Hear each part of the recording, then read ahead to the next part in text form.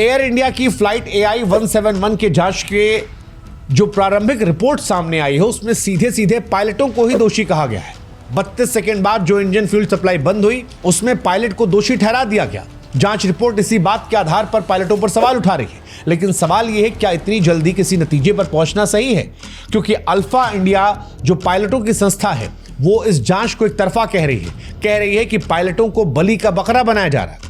वैसे सोचने वाली बात यह भी है कि कैप्टन सुमित सभरवाल जैसे अनुभवी पायलट जिन्हें 30 साल से ज्यादा का अनुभव था और फर्स्ट ऑफिसर कुंदर जिनके पास हजारों घंटे की उड़ान का अनुभव था, क्या वो ऐसी बुनियादी गलतियां कर सकते हैं? सवाल यह भी उठता है कि इमरजेंसी लोकेटर ट्रांसमीटर ELT का ना चलना भी क्या पायलट की गलती थी? ELT दरअसल एक तकनीकी उपकरण है जो विमान हादसे के बाद मदद के लिए सिग्नल भेजता है। अगर वो काम नहीं कर रहा था तो क्या उसकी जिम्मेदारी ही पायलट की, या फिर ये किसी और तकनीकी गड़बड़ी या मेंटेनेंस की लापरवाही का नतीजा था?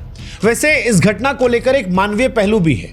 सबसे बड़ा सवाल यह कि जब दोनों पायलट इस हादसे में जान गंवा चुके हैं तो वो अपनी सफाई नहीं दे सकते, उनकी कोई आवाज अब उनके पक्ष में नहीं उठ सकती।